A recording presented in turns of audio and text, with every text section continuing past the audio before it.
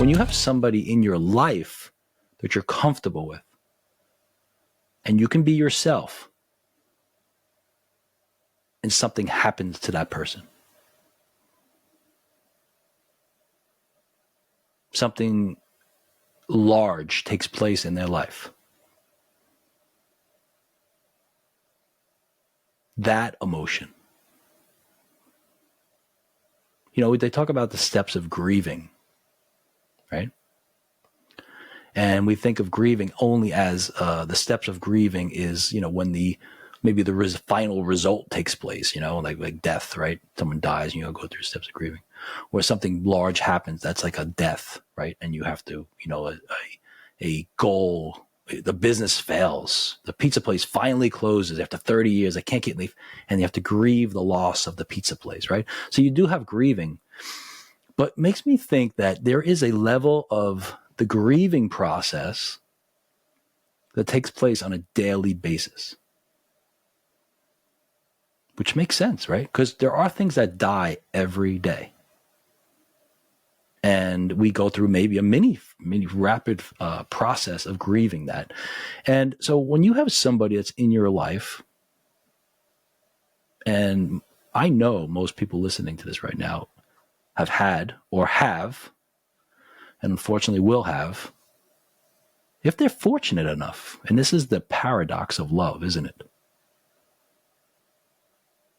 You know, I remember I was in San Francisco as a young man, and there was a guy I knew. And he was a smart guy, well-educated guy, ambitious, successful businessman. Young guy. At the time, I was young. And he was getting married. He was engaged. And we were at a bar, and we were talking, and he said something. And I knew his fiance. She's a nice lady. And we were talking about marriage and decisions like that. At that time, I wasn't close to marriage. And he made a reference. I guess I made a reference about, you know, how you could get hurt, you know, or like, you know, love could disappoint, right? Or it could hurt you in some way. And I remember he said something to me that it's amazing how you remember these moments. And he said, I'll never let anybody get close enough that I could get hurt like that. And he was engaged to get married. Now, I don't know what happened since then. But that type of protective stance, right? And maybe it's true.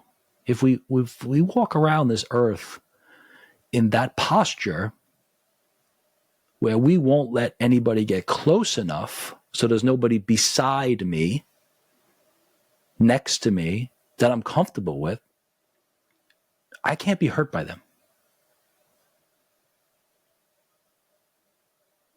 But I ask this question. Can you experience the joy of having that person beside you? The joy of not being obsessed with yourself?